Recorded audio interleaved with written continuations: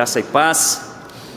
Hoje nós daremos continuidade ao estudo no livro de Malaquias, a série de pregações em Malaquias. Portanto, eu convido para que você abra sua Bíblia em Malaquias capítulo 3. Nós leremos dos versículos 6 a 12. E diz assim, a santa, inerrante e inspirada palavra de Deus. Porque eu, o Senhor, não mudo. Por isso vós, ó filhos de Jacó, não sois consumidos. Desde os dias de vossos pais vos desviastes dos meus estatutos e não os guardastes. Tornai-vos para mim, e eu me tornarei para vós outros, diz o Senhor dos exércitos. Mas vós dizeis, em quem havemos de tornar? Roubará o homem a Deus? Todavia, vós me roubais e dizeis, em que te roubamos? Nos dízimos e nas ofertas. Com maldição sois amaldiçoados, porque a mim me roubais, vós, a nação toda.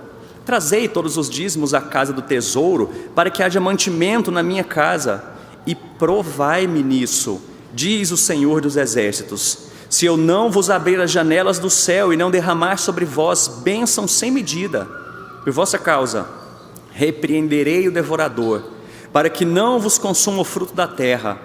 A vossa vide no campo não será estéril, diz o Senhor dos exércitos.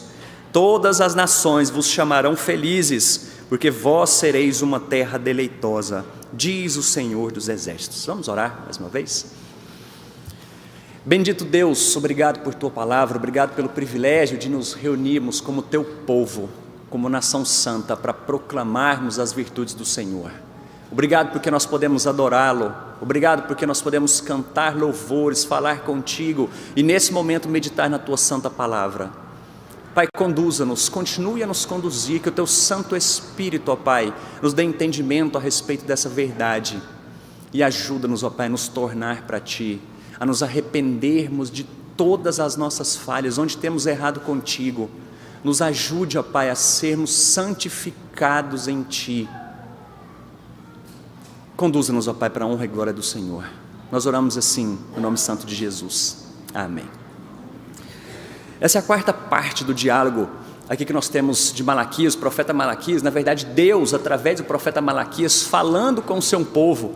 Um povo que estava vivendo de uma religiosidade completamente superficial. Que apesar de entender quem era Deus, apesar de entender a respeito desse povo, de quem eles faziam parte, do chamado de Deus, de toda a história bíblica, de todos os rituais, de toda a linguagem bíblica, isso não fazia diferença nenhuma para a vida daquele povo. E eles então aqui nesse texto são chamados ao arrependimento. Só para nós entendermos um pouquinho melhor, Deus, ao falar e tratar a respeito da adoração que a Ele é devida, Ele chama esse povo de volta, e Ele começa dizendo, na primeira parte, Ele começa dizendo que tem amado esse povo, Ele declara o seu amor por esse povo, e a base desse amor é justamente a eleição, dele ter separado esse povo para si. Mas o povo perguntava, de que maneira que o Senhor tem nos amado? E eles olhavam simplesmente para as circunstâncias que estavam ao seu redor, para todas as dificuldades que eles estavam vivendo, e mediam o amor de Deus diante de bênçãos materiais. Mas Deus fala, é muito mais profundo que isso, é muito maior do que isso que vocês estão pensando. Eu vos escolhi, a minha ira não está sobre vocês. Existe um povo que a minha ira está sobre eles para sempre, mas vocês não, o meu amor está sobre vocês. Então essa história continua quando Deus novamente chama esse povo a respeito da adoração, em que os sacerdotes haviam se corrompido. E então, diante de todo o ritual, diante de tudo aquilo que Deus havia preceituado em relação à adoração, em relação aos sacrifícios, aqueles sacerdotes, por conta dessa situação de vida deles, difícil, eles agora não levavam mais os animais perfeitos para o sacrifício ao Senhor, o Deus deles, mas era qualquer animal defeituoso, manco, o que tivesse lá na frente deles, eles reservavam os melhores para si. Então Deus fala, olha, eu não me agrado de vocês, porque eu sou Deus único, digno de todo louvor e adoração. Mas então passa um tempo, aqueles homens começam a questionar a respeito da fidelidade, da justiça desse Deus. E então passam a questionar Deus da verdade, esse Deus grandioso, o Deus bíblico, o Deus daquele povo, se Ele realmente era justo. Porque eles acusavam Deus de se alegrar, de se agradar, de ter prazer naqueles que praticavam o mal. Então Deus mostra que Ele é completamente justo, e mostra isso, dizendo que essas pessoas ímpias que têm praticado o mal, vai chegar o momento delas de julgamento. Porém, antes disso acontecer, ou primeiro, antes desse julgamento, Deus começa o seu julgamento pelo povo dele, os de dentro da casa. Ele faz esse julgamento agora purificando o seu povo, e ele aponta claramente para Jesus Cristo, mostrando Ele é o sacrifício perfeito, Ele é totalmente justo, e nele vocês agora vão poder me adorar de forma perfeita, porém, através dele, vocês serão purificados. Então vem mais um texto aqui, em que Deus chama esse povo de volta, e agora mostrando claramente, como eu disse para vocês, um povo que vivia de religiosidade. E muitas vezes, ou muitos de nós, conhecemos esse Deus, conhecemos a verdade bíblica, conhecemos jargões evangélicos, nós até conhecemos a respeito de predestinação, nós frequentamos cultos, mas nem sempre isso reflete uma comunhão verdadeira com o nosso Deus. E muitos podem estar vivendo de simples ou de religiosidade superficial, vivendo de tradição, vivendo de conhecimento que não alcança o coração.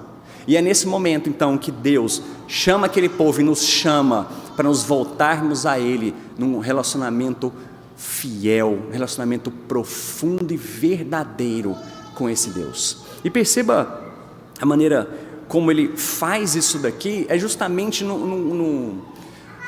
numa construção que funciona para todo o livro. Isso aqui facilita o nosso trabalho de entendimento, porque Deus sempre faz uma declaração, diante dessa declaração o povo questiona essa verdade de Deus, e então Deus de forma graciosa responde a esse povo. Nós percebemos assim em todas as construções, em todas as partes desse livro, Deus fazendo uma afirmação, o povo questionando, e Deus graciosamente respondendo. E assim funciona dessa maneira nesse texto que nós vimos aqui, Deus chamando o seu povo ao arrependimento. E assim Deus faz uma declaração. Quando Ele começa no versículo 6, volte seus olhos para a sua Bíblia, versículo 6 Ele diz: porque eu, o Senhor, não mudo, por isso vós, ó filhos de Jacó, não sois consumidos.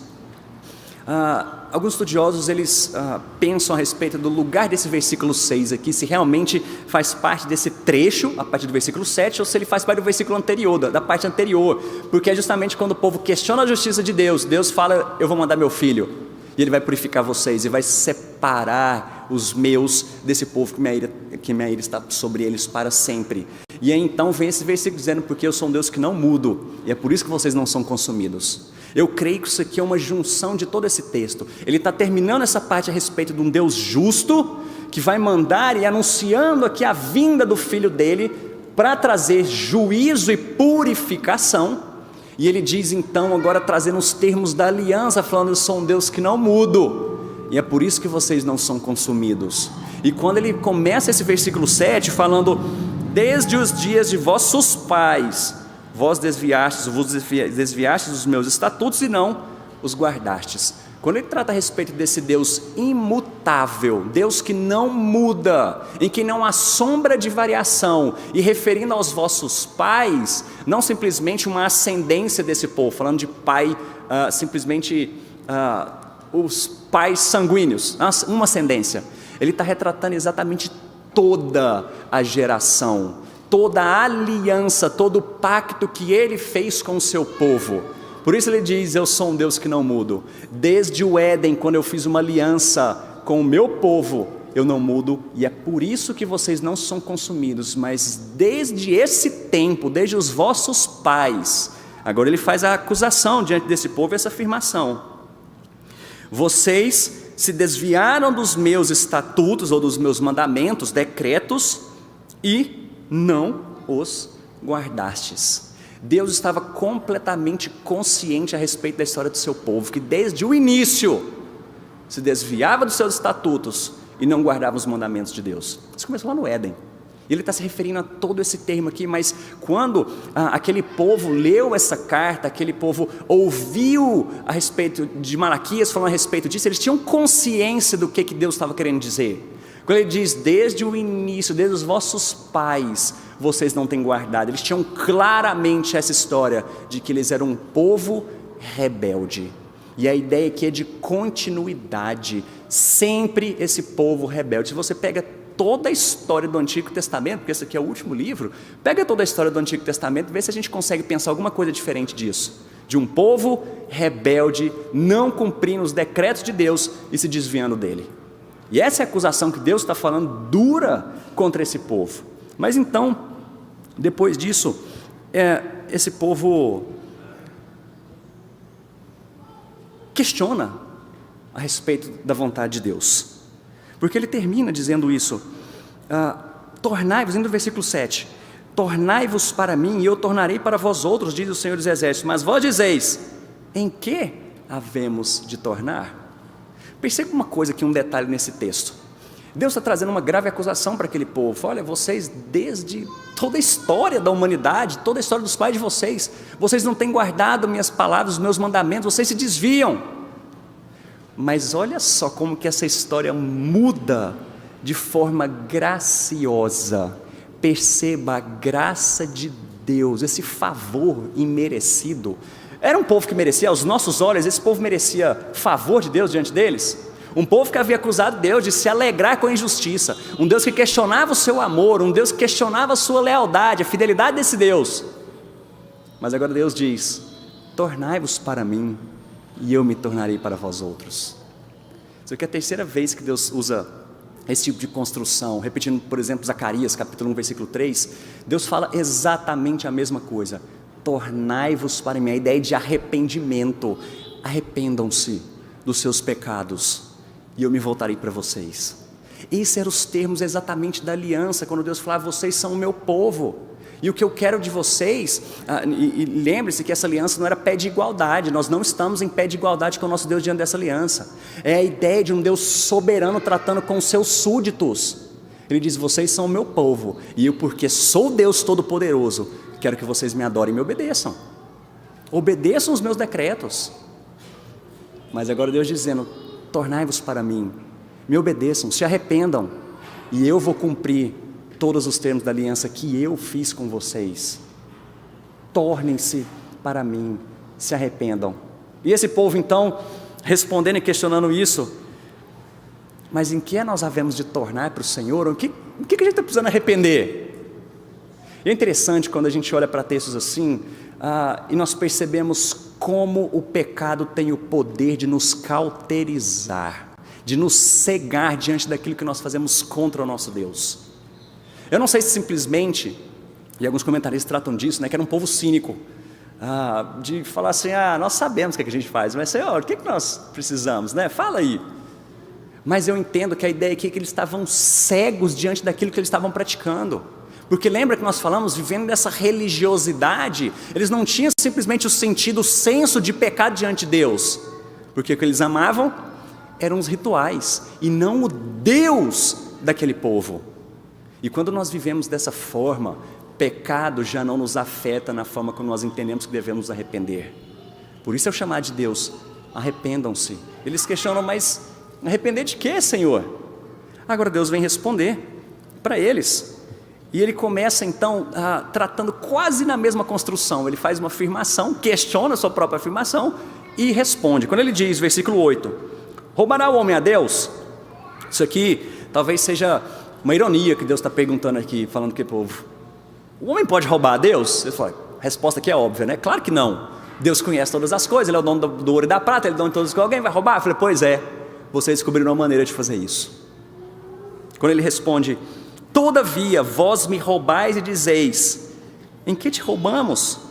Deus então responde, nos dízimos e nas ofertas. Quando Deus está se referindo aqui aos dízimos e às ofertas, era algo preceituado já em toda a palavra de Deus. A gente vai ver isso aqui, algo que é antigo, generalizado, não só do povo de Deus, mas quando a gente pega a construção e a história de outros povos, que não só o povo israelita, o povo de Deus, a gente vê essa história de dízimos e ofertas para manutenção da adoração daquilo que eles consideravam sagrado. Mas a história bíblica começa tratando disso aqui em Gênesis capítulo 14 com Abraão, depois em Gênesis capítulo 28 com Jacó, exatamente no contexto da aliança aliança. Quando Deus reafirma a sua aliança com Jacó, Ele fala: eu vou dar o dízimo, eu vou dar 10% de toda a minha produção, a forma como o Senhor me abençoar, que já tem abençoado, eu vou entregar isso ao Senhor. Então Deus dá aqui um exemplo de como que eles estavam roubando ao Senhor. E essa história é bíblica, trata-se a respeito da mordomia cristã. E por mordomia cristã nós entendemos como aquela bondade de Deus que nos permite administrar as bênçãos materiais e espirituais que Ele tem dado sobre nós. Portanto, nós temos responsabilidade diante daquilo que é dele, não exatamente nosso, mas Ele nos permite administrar isso. É a mordomia cristã, é o princípio que está sendo tratado nesse ponto aqui. E independente do que você pense sobre isso, se nós estamos debaixo da lei ou não, se serve para nós ou não, o que Deus está falando aqui, mas o contexto não é exatamente esse, não quero defender ou não a questão de dízimos e ofertas, porque eu creio que a questão que está sendo tratada aqui, e que Deus está dando um exemplo, como esse povo estava roubando, porque o contexto aqui é de adoração, nós não podemos negar que um princípio de dar, de mordomia, é um princípio bíblico. Isso não tem como a gente negar. Mas o ponto que ele está tratando aqui, quando a gente vai pegar essa história de dízimo aqui, né, e o Antigo Testamento tratava de 3 formas diferentes de dízimo. Alguns entendem que eram 2, e desse segundo era um primeiro que tinha a ver com os levitas, e esses levitas davam essa parte para os sacerdotes, para manutenção do culto, manutenção do templo. E uma outra parte também era levada para os pobres, para ajudar os necessitados. Então entrava a questão das ofertas, que era para o sustento pessoal dos sacerdotes também. Mas o que é a história que eu estou entendendo, que eu entendo que Deus está querendo tratar aqui? É onde está o seu coração. Onde estava o coração daquele povo? Porque eu preciso pegar alguns textos do Novo Testamento para te mostrar que não é simplesmente a ideia de contribuição, de dar, que é o que está em jogo aqui. Deus falando: olha, vocês vão me dar. Claro que Ele está afirmando isso aqui, e nós estamos aqui numa barganha. Porque olha só, quando a gente vai para alguns textos do Novo Testamento, Mateus 23, por exemplo, Mateus 23 inteiro, Jesus está tratando ali com os escribas e fariseus. Ele fala um monte de ai, ele fala umas verdades duras para aquele povo: ai de vós, escribas e fariseus, ai de vós, fariseus. E no versículo 23 ele diz: ai de vós, escribas e fariseus hipócritas, porque dais o dízimo da hortelã, do endro, do cominho, e tendes negligenciado os preceitos mais importantes da lei, a justiça, a misericórdia e a fé. Devíeis, porém, fazer essas coisas sem omitir aquelas. O que Jesus está olhando aqui é o coração daquele povo, porque perceba bem, eles davam dízimo de absolutamente tudo, mas o que Jesus estava olhando era para o coração deles, não simplesmente a questão da contribuição.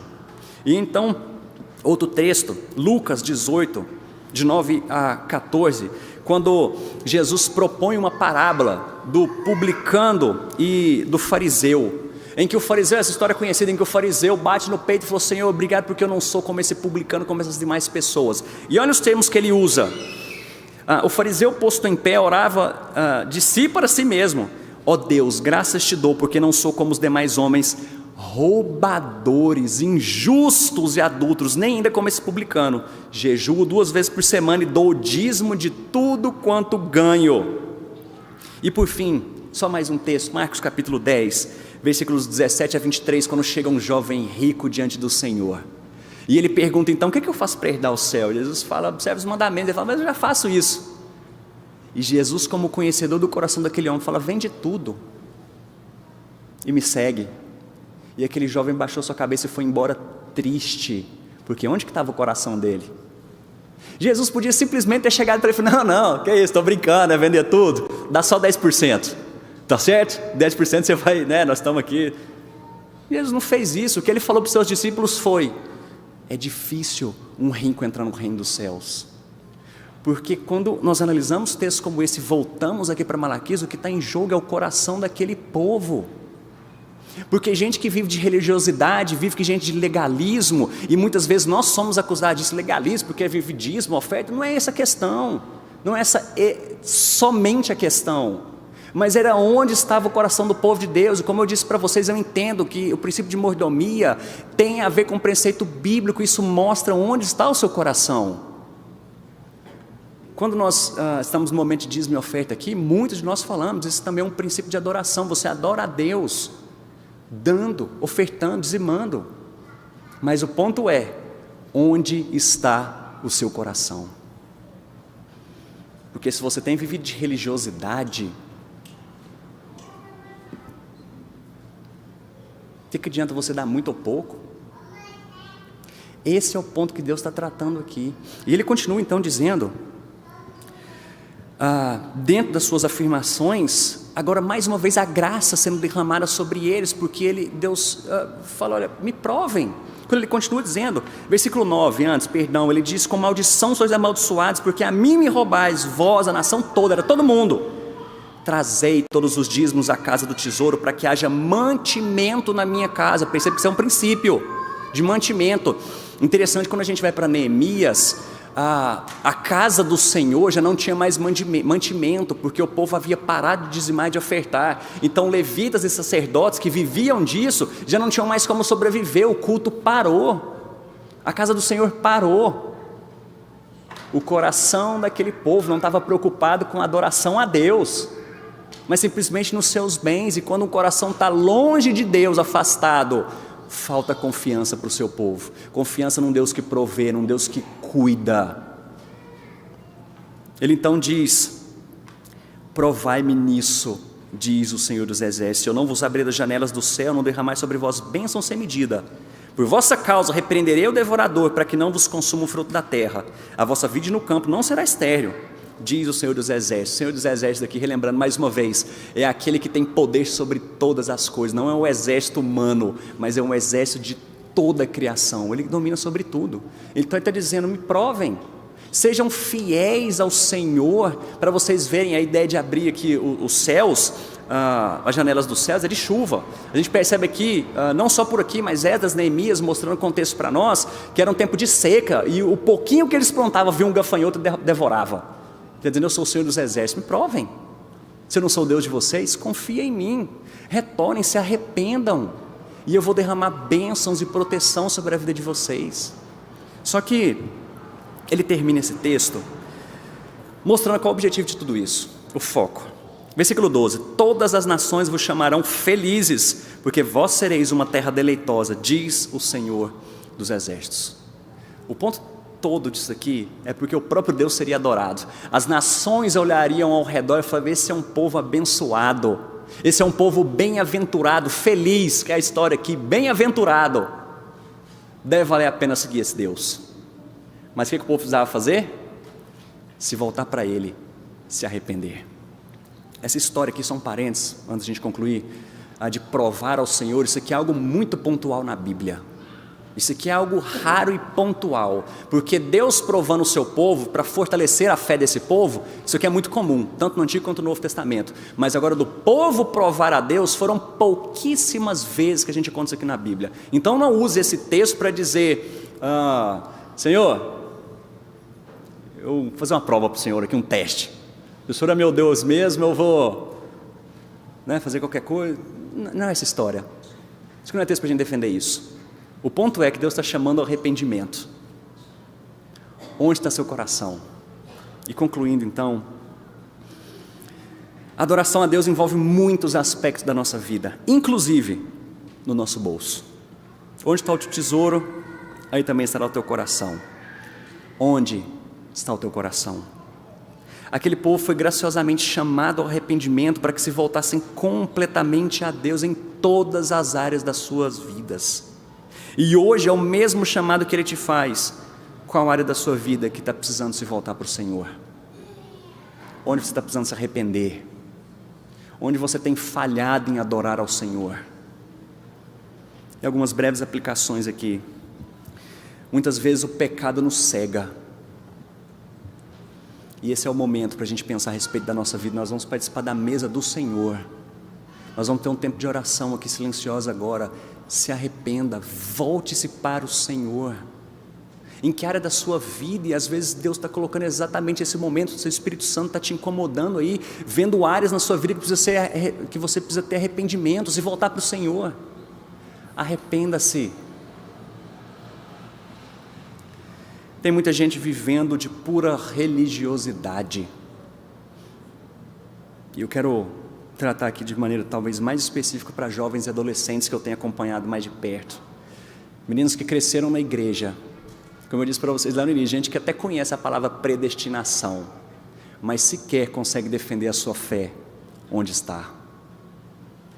E por achar que cresceu na igreja, tem tempo de igreja, que vem aqui com os pais, que conhece alguma coisa de Bíblia, acha que isso faz o seu relacionamento com Deus ser profundo e verdadeiro. Cuidado. Cuidado com isso. Por fim, a mordomia cristã faz parte da nossa vida. Volte-se para o Senhor. Vamos orar. Feche seus olhos.